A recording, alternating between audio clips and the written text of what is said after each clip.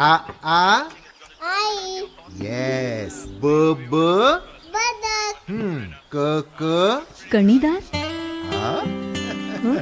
ख ख खमंग.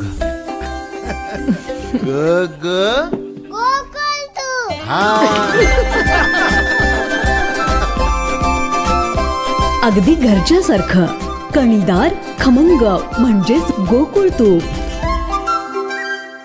सर्वप्रथम माझ्या माता भगिनींना या नवरात्रीच्या मनपूर्वक शुभेच्छा देत आहे. आज एवढ्या सणाच्या दिवशी एवढ्या मोठ्या संख्येनं आपण उपस्थित आहात. इथं उपस्थित मोठ्या संख्येने असलेल्या माझ्या बंधूंनो, पत्रकार, छायाचित्रकार, बालमित्रांनो, आज विधानसभेच्या निवडणुका अवघ्या काही दिवसांवर आलेल्या आहेत. आदरणीय पवार साहेब असतील, जयंत पाटील साहेब आहेत, सुप्रियाताई आहेत, अमोल कोल्हे साहेब आहेत. उभा महाराष्ट्र पिंजून काढत आहेत. तुम्ही सर्वजण पेपरमध्ये वाचताय, टीव्हीवर बघायला लागलाय की एक अतिशय उत्स्फूर्त असा प्रतिसाद हा महाविकास आघाडीला आणि त्याचबरोबर विशेषतः या शिवस्वराज यात्रेला मिळत आहे. गेले 2-3 वर्ष महाराष्ट्राची जनता अस्वस्थ आहे. गेली 3 वर्ष महाराष्ट्रात जे काय घडत आहे हे सगळं बघत असताना लोक विचार करतात आहे की आमदार असतील, खासदार असतील, लोकप्रतिनिधी विकले जात आहेत, पक्ष फोडले जात आहेत, पक्षाचं नाव जात आहे, चिन्ह जाते. आणि अशा परिस्थितीत भाजप सरकारने एक विरोधात असताना उद्धव ठाकरे साहेबांची शिवसेना फोडण्याचं काम केलं. त्यांचे 50 आमदार, 15 खासदार हे सीबीआय असेल, ईडी असेल किंवा पैशाचा वापर असेल, हे सर्व करून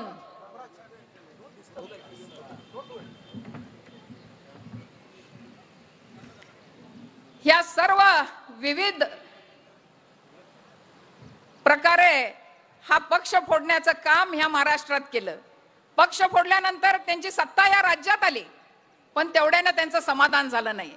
त्यांनी ठरवलं की बाबा आता दुसरा पक्ष कुठला फोडायचा, तर त्यांनी राष्ट्रवादी काँग्रेस पक्ष, एक फार परिश्रमानं आदरणीय पवार साहेबांनी उभा केलेला पक्ष फोडायचं ठरवलं.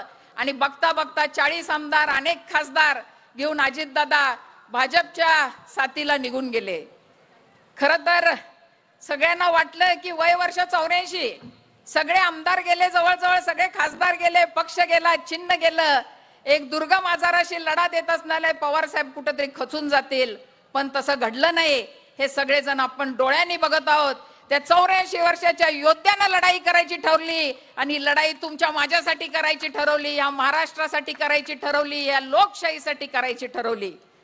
महाभारतात श्रीकृष्णाने सांगितलं होतं, यदा यदा हि धर्मस्य ग्लानिर्भवति भारत, यदा यदा हि धर्मस्य ग्लानिर्भवति भारत, अभ्युत्थानम अधर्मस्य तदात्मामं सृजाम्यहम्. जेव्हा जेव्हा धर्माचा ऱ्हास होतो, जेव्हा जेव्हा अधर्म वाढतो, त्यावेळी मी प्रकट होतो. त्याचप्रमाणे आदरणीय पवार साहेबांनी हे श्रीकृष्णाचं रूप घेतलं आणि या महाविकास आघाडीची मोठ जमवली.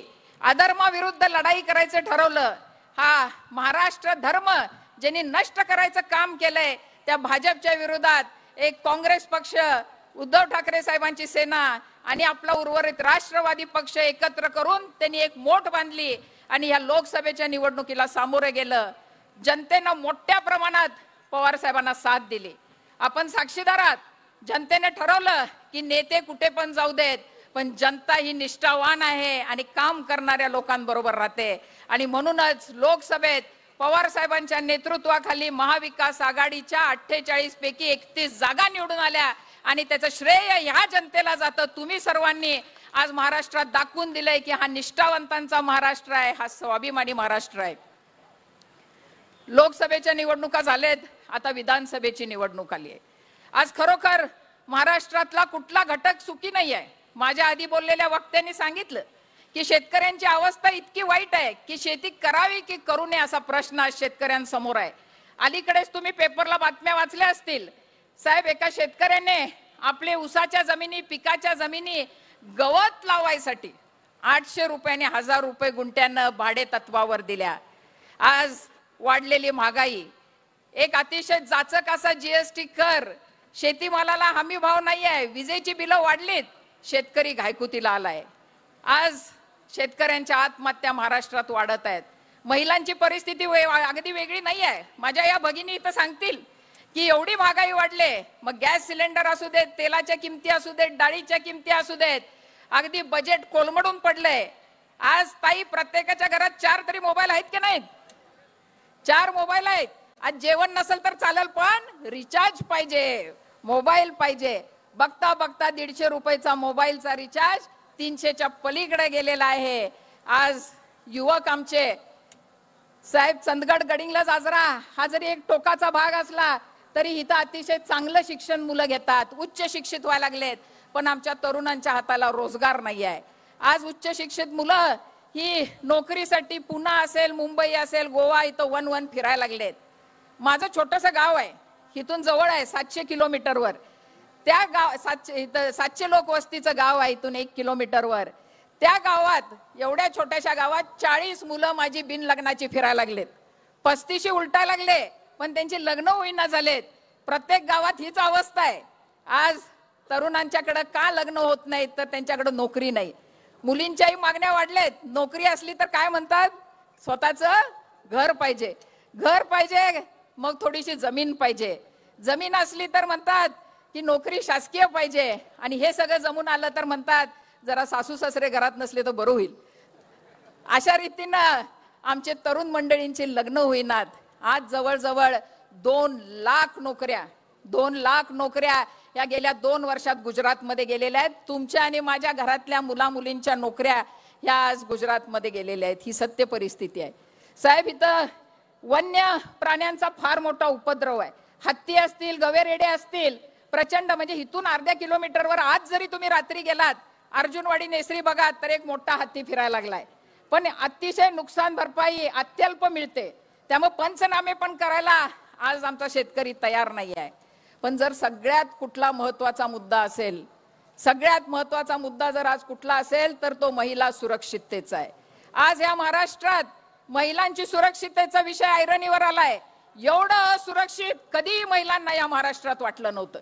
आज आपली मुलगी कॉलेज शाळेतून यायला 10 मिनिटं जरी उशीर झाला तरी आपण घाबरून जातोय, लगेच फोन करायला लागतोय की बाळा तू कुठं आहेस म्हणून. याला जबाबदार कोण आहे?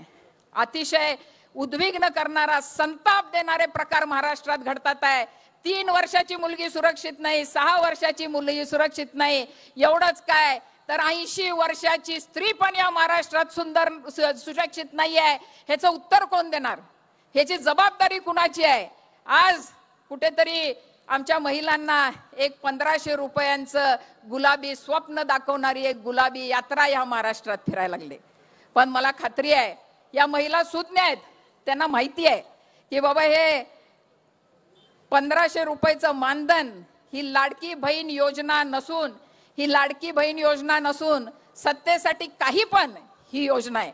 मला सांगा ताई, कुठला भाऊ महाराष्ट्रातला 1500 रुपयाची ओवाळणी टाकतो आणि 270 कोटीच्या जाहिराती करतो का कुठला भाऊ? 270 कोटीच्या जाहिराती आज दर 2 मिनिटांनी टीव्ही असेल, पेपर असेल, बस स्टॉप असेल, पेट्रोल पंप असतील, ओरडून सांगायला लागलेत की आम्ही आमच्या बहिणीला 1500 रुपये दिलेले आहेत म्हणून.